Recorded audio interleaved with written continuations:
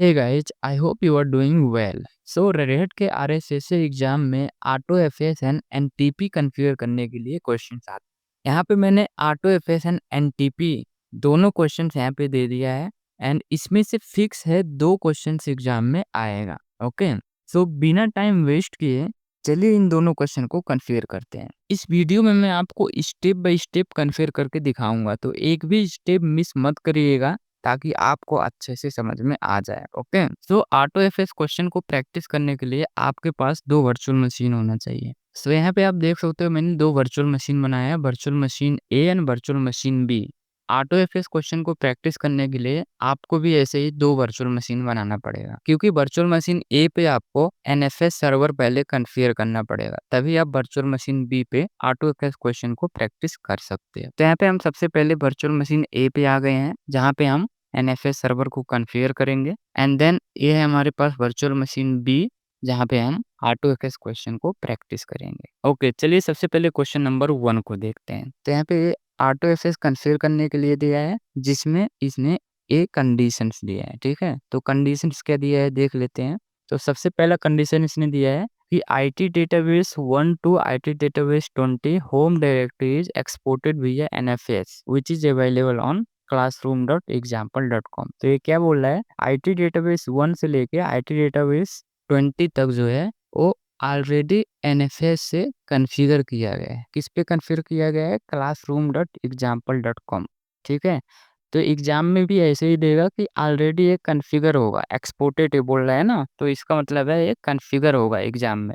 But हम क्या करेंगे, यहाँ पे प्रैक्टिस करने के लिए इसको कॉन्फ़िगर करेंगे अभी। दूसरा यहाँ पे क्या बोल रहा है, आपका एनएफएस एक्सपोर्ट डायरेक्टरी जो है वो ए डायरेक्टरी है। ठीक है, किसके लिए, आईटी डेटाबेस 17 के लिए। तो यहाँ पे पर्टिकुलर एक डेटाबेस का डायरेक्टरी दिया है जो है आईटी डेटाबेस 17, तो इसका मतलब 17 के लिए कॉन्फ़िगर करने के लिए बोल रहा है। यहाँ पे थर्ड क्या दिया है, IT database 17 home directories classroom.example.com home guest IT database 17। फिर ये बोला IT database 17 home directory should be auto mount auto FS service. IT database 17 जो है वो ऑटोमेटिक ऑटो माउंट होना चाहिए and home directory must be writable bye their users, and इसका home directory जो होगा वो राइटेबल होना चाहिए। तो चलिए सबसे पहले फर्स्ट क्वेश्चन को हम कॉन्फ़िगर करते हैं।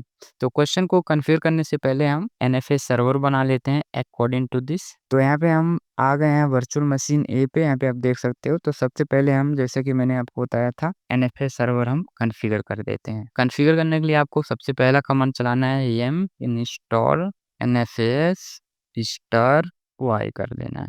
इससे क्या होगा, एनएफएस के जितने भी कंपोनेंट होगा वो ऑटोमेटिक इंस्टॉल हो जाएगा। तो यहाँ पे आप देख सकते हो कंप्लीट दिखा रहा है। अब आपको कमांड चलाना है systemctl enable nfs utils, inter करना है एंड फिर आपको कमांड चलाना है systemctl enable nfs server, inter कर देना है। एक चीज़ आपको एग्जाम में याद रखना है, जैसे कि मैंने लास्ट वीडियो में भी आपको बताया था, कोई भी सर्विस अगर आप इंस्टॉल कर रहे हो तो इसको इनेबल करना मत भूलना, इनेबल ज़रूर कर देना। तो हमने यहाँ पे इनेबल कर दिया। अब हम एक डायरेक्टरी बना लेते हैं जो कि क्वेश्चंस में दिया है। यहाँ क्वेश्चन में क्या दिया है, होम गेस्ट। ठीक है, तो हम एक डायरेक्टरी बना लेते हैं होम गेस्ट, इंटर। अब इसने क्वेश्चन में क्या बोला है, आईटी डेटाबेस 1 से लेके आईटी डेटाबेस 20 तक। तो हम क्या करेंगे, यहाँ पे कमांड चलाएंगे mkdir guest plus IT database.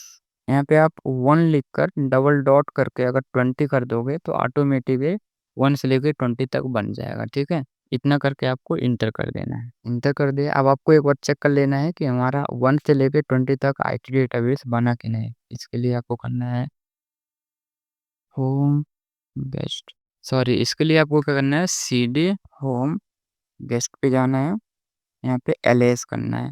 ls करोगे तो यहाँ पे आपको दिख जाएगा। यहाँ पे आप देख सकते हो आईटी डेटाबेस 1 से लेके आईटी डेटाबेस 20 तक ये बन गया। ठीक है, अब आपको यहाँ पे कमांड चलाना है chown -r nobody होम, यहाँ पे गेस्ट वाला डायरेक्टरी दे देना है, इंटर कर देना है। फिर आपको कमांड चलाना है chown rtnfast होम गेस्ट। अब आपको क्या करना है, एक्सपोर्ट फाइल को एडिट करना है, भी etc करके एक्सपोर्ट इंटर करना है। यहाँ पे आपको आई बटन प्रेस करना है इंसर्ट करने के लिए एंड यहाँ पे आपको इंसर्ट करना है होम गेस्ट स्टार। यहाँ पे आपको लिखना है रीड राइट, परमिशन देना है एंड यहाँ पे सिंक कर देना है। इतना आपको लिख के सेव कर देना है। इसके बटन प्रेस करो या आप आ जाएगा, यहाँ पे WQ करके इसको सेव कर दो। अब आपको क्या करना है, फायरवॉल में कुछ सर्विस ऐड करना है, जैसे कि firewall CMD permanent add service. यहाँ पे आपको 3 सर्विस ऐड करना है। पहला NFS, फिर mount D RPC bind, inter कर देना है एंड फायरवॉल को एक बार रीलोड करते हैं। रीलोड। अब आपको सिंपली फिर से क्या करना है, NFS को रिस्टार्ट कर देना है। Restart NFS utils and server. ठीक है, तो हमने NFS को भी रिस्टार्ट कर दिया। अब आपको चेक करना है कि आपका जो है क्वेश्चन अच्छे से प्रिपेयर हुआ कि नहीं, तो उसके लिए आपको कमांड चलाना है एक्सपोर्ट FAS। ठीक है, इंटर करना है। तो अगर आप में ऐसा आ रहा है तो इसका मतलब हमारा क्वेश्चन जो है अच्छे से प्रिपेयर हो गया। अब हम जो है प्रैक्टिस आराम से कर सकते हैं वर्चुअल मशीन बी पे। एक बार फिर से मैं आपको बता दे रहा हूँ, यहाँ पे जो हमने NFS सर्वर कॉन्फ़िगर किया, ये आपको एग्जाम में नहीं करना है। ठीक है, ये ऑलरेडी एग्जाम में कॉन्फ़िगर रहेगा। ये हमने प्रैक्टिस करने के लिए बस कॉन्फ़िगर किया है। ये बार-बार मैं इसलिए बता रहा हूँ क्योंकि बहुत सारे स्टूडेंट क्या करेंगे, भूल जाएँगे एंड जाके वहाँ पे ये स्टेप्स परफ़ॉर्म करने लगेंगे, जबकि ये स्टेप एग्जाम में नहीं करना है। अब हम चलते हैं वर्चुअल मशीन बी पे एंड AutoFS कॉन्फ़िगर करते हैं। एंड यहाँ पे जो मैं कमांड चलाऊँगा AutoFS कॉन्फ़िगर करने के लिए, ये कमांड्स आपको याद रखने हैं क्योंकि एग्जाम में आपको यही कमांड चलाने हैं। ठीक है? तो AutoFS कॉन्फ़िगर करने के लिए सबसे पहले आपको AutoFS का कंपोनेंट इंस्टॉल करना है। यहाँ पे कमांड चलाना है am install AutoFS star y, inter. तो यहाँ पे AutoFS का सारा कंपोनेंट जो है इंस्टॉल हो जाएगा ऑटोमेटिकली। यहाँ पे आप देख सकते हो AutoFS इंस्टॉल हो गया। अब आपको क्या करना है, AutoFS सर्विस को इनेबल करना है। तो इसके लिए आपको कमांड चलाना है systemctl enable AutoFS। सो इतना करने के बाद आपको फायरवॉल कमांड चलाना है, जहाँ पे हम सर्विस ऐड करेंगे। फायरवॉल CMD, यहाँ पे परमानेंट ऐड सर्विसेज, यहाँ पे हम 3 सर्विस करेंगे, NFS mount D RPC bind. तो इतना करने के बाद आपको फायरवॉल को रीलोड कर देना है। Reload inter. यहाँ पे करना है vim etc auto.master। इस फाइल को आपको एडिट करना है। ठीक है, ओके। तो अब यहाँ पे आपको इस फाइल में आने के बाद इसको कमेंट कर देना है, हैशटैग लगा दो। यहाँ पे आपको इंटर करके यहाँ पे आपको एंट्री करना है। एंट्री आपको क्या करना है, होम गेस्ट्स etc auto.misc। तो ये एंट्री आपको कर देना है यहाँ पे इतना। ठीक है, इस फाइल में एंड इसको सेव कर देना है। अब इसको सेव करने के बाद अब आपको यहाँ पे कमांड चलाना है vim etc, जो वहाँ पे हमने कॉन्फ़िगर किया था auto.misc, उस फाइल को आप एडिट करना है। ठीक है, तो ये कमांड आपको चलाना है, इंटर करना है। अब इंटर करने के बाद आपको यहाँ नीचे आना है। यहाँ क्वेश्चन में क्या बोला है, IT डेटाबेस 17 के लिए। ठीक है, तो हम यहाँ पे क्या करेंगे, IT डेटाबेस 17 एंड देन यहाँ पे FAS type equal to and FAS read write sync. ये जो लिंक एग्जाम में दिया रहेगा ना, ये जो क्लासरूम जैसे दिया है, ये लिंक दिया है, तो ये सेम टू सेम यही कॉपी करके वहाँ पे आपको पेस्ट कर देना है। अगर आपको कॉपी नहीं करना है तो वहाँ पे आप लिख भी सकते हो। ठीक है, सेम यही क्लासरूम से लेके। तो हम यहाँ पे क्या करते हैं, सेम चीज़ यहाँ पे पेस्ट कर देते हैं। तो यहाँ पे मैंने पेस्ट कर दिया सेम। ठीक है, यहाँ पे आप देख सकते हो सेम मैंने यहाँ पे पेस्ट कर दिया। ऐसे ही आपको भी एग्जाम में करना है, बट यहाँ पे हम क्या करेंगे, जहाँ पे हमने कॉन्फ़िगर किया है NFS सर्वर, उसका IP एड्रेस यहाँ पे हम डालेंगे। तो यहाँ पे आप देख सकते हो सर्वर A का IP एड्रेस ये दिया है। ठीक है, तो हमें यहाँ पे प्रैक्टिस करने के लिए सर्वर A का IP एड्रेस इसमें डालना है। तो यहाँ पे मैं IP एड्रेस सर्वर A का डाल दूंगा, क्योंकि सर्वर A पे हमने NFS सर्वर कॉन्फ़िगर किया था, तो उसका IP एड्रेस मैंने यहाँ पे डाल दिया। ठीक है, तो इतना आपको करना है, यहाँ पे इस फाइल में इतना डालना है। ठीक है, एक चीज़ यहाँ पे याद रहे, एग्जाम में अगर 17 दिया है तो 17 डालना है, 20 दिया है तो 20 डालना है, 15 दिया है तो 15 डालना है। जो नंबर दिया रहेगा एग्जाम में वही नंबर यहाँ पे डालना है। ठीक है, इतना करके इसको अब सेव करता है। ओके, तो हमने सेव कर दिया। इतना करने के बाद बस आपका हो गया काम। अब आपको क्या करना है, सिस्टम सीटीएल करके एक बार ऑटो एफएस फाइल को रीस्टार्ट कर देना है, ऑटो एफएस। ठीक है, तो इसको हमने रीस्टार्ट कर दिया। यहाँ क्वेश्चन में आपको मैं बता देता हूँ, यहाँ क्वेश्चन क्या बोला है, IT database 17 home directory should be auto mount auto service. ठीक है, ऑटो एफएस सर्विस। तो इसको चेक करने के लिए आपको क्या करना है, यहाँ पे आपको कमांड चलाना है cd होम गेस्ट। अब यहाँ पे हमको चेक करना है आईटी डेटाबेस 17 जो है वो यहाँ पे एक्सेस हो रहा है या नहीं। यहाँ पे मैं पहले आपको आउटपुट दिखा देता हूँ। यहाँ पे आप एल करोगे तो यहाँ पे आप देख सकते हो टोटल 0 दिखा रहा है। ठीक है, तो अब हमें एक्सेस करेंगे आईटी डेटाबेस 17 को। तो उसके लिए क्या करना है, cd आईटी डेटाबेस 17। तो इंटर करने के बाद वो एक्सेस होना चाहिए आईटी डेटाबेस 17। तो यहाँ पे जैसे ही आप इंटर करोगे तो यहाँ पे आप देख सकते हो आईटी डेटाबेस डायरेक्टरी में हम पहुँच गए। ठीक है, ये है हमारा फाइनल आउटपुट। सो एग्जाम में आपको इतना ही करना है। ठीक है, यहाँ पे आप फाइल कोई बनाना चाहते हो, अगर फाइल बना के टेस्ट करना चाहते हो, यहाँ पे टच कमांड चला के फाइल 1.txt आप बना पा रहे हो या नहीं। तो यहाँ पे आप देख रहे हो फाइल भी आप बना पा रहे हो। यहाँ क्वेश्चन में क्या बोला है, home directory must be writable. ठीक है, राइटेबल इन द सेंस इस डायरेक्टरी में आप कोई फाइल बना पा रहे हो, यानी कि राइट कर पा रहे हो या नहीं, इसके लिए वो क्वेश्चन में दिया है। तो हमने यहाँ पे फाइल बना दिया। एल अब आप करोगे तो यहाँ पे आप देख सकते हो फाइल बन गया है। ठीक है, यहाँ पे फाइल बन गया ना।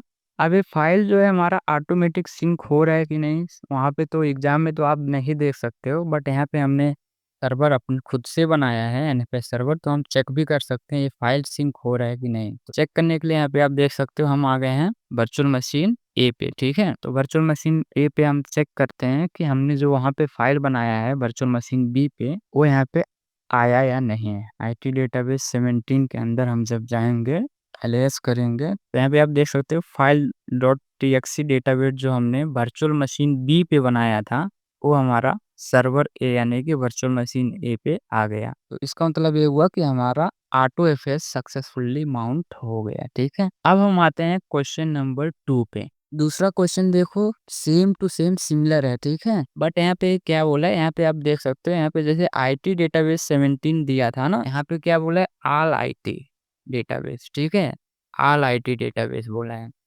All IT database in the sense जितने भी आईटी डेटाबेस है 1 से लेकर 20 तक सब डेटाबेस सिंक होना चाहिए।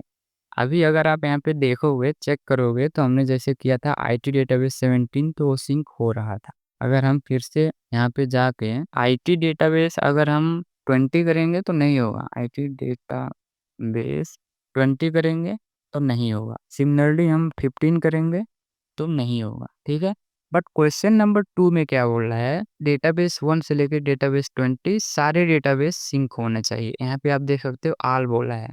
अगर क्वेश्चन में ऑल नहीं बोल रहा है और कोई पर्टिकुलर जैसे यहाँ पे 17 दिया है यहाँ पे नहीं दे रहा है तो इसका मतलब सब करना है। एंड नोट में यहाँ पे लिखा भी है you must be able to access all IT database from this directory. So all database in the sense database 1 से लेकर डेटाबेस 20 पूरे डेटाबेस एक्सेस होना चाहिए। ठीक है, तो यहाँ पे आप देख सकते हो अभी ये एक्सेस नहीं हो रहा है, अभी ये पर्टिकुलर सिर्फ 17 हो रहा है, बाकी 20 15 और कोई भी यहाँ पे नहीं हो रहा है। ठीक है, यहाँ पे अगर आप 10 करोगे तो ये भी नहीं हो रहा है। तो क्वेश्चन नंबर 2 कन्फिगर करने के लिए सेम टू सेम पूरा स्टेप्स आपको करना है। बस आपको यहाँ पे क्या करना है, जो ये ऑटो डॉट मिस्क फाइल हमने कन्फिगर किया था इसमें एक थोड़ा सा माइनर चेंज करना है। ठीक है, सो क्वेश्चन नंबर 2 अब कन्फिगर करते हैं। तो क्वेश्चन नंबर 2 कन्फिगर करने के लिए सेम टू सेम सारे स्टेप्स आपको कर देना है। यहाँ पे etc ऑटो डॉट मिस्क इस वाले फाइल में हमको माइनर चेंज करना है। इसमें जाना है एडिट में, यहाँ पे आपको आईटी डेटाबेस 17 हमने डाला था। ठीक है, तो क्या करना है, यहाँ पे सारे डेटाबेस को सिंक करने के लिए यहाँ पे आपको सिंपली स्टार कर देना है। क्या करना है, यहाँ पे स्टार डाल देना है और यहाँ पे जो हमने आईटी डेटाबेस 17 डाला था इसको हटा के यहाँ पे एंड का सिंबल डाल देना है। ये वाला सिंबल आपको डाल देना है एंड का। तो बस इतना ही चेंज करना है क्वेश्चन नंबर 2 में। बस यहाँ पे स्टार डाल देना है और यहाँ पे IT डेटाबेस 17 को हटा के एंड डाल देना है एंड देन आपको सेव कर देना है। हमने सेव कर दिया, ठीक है।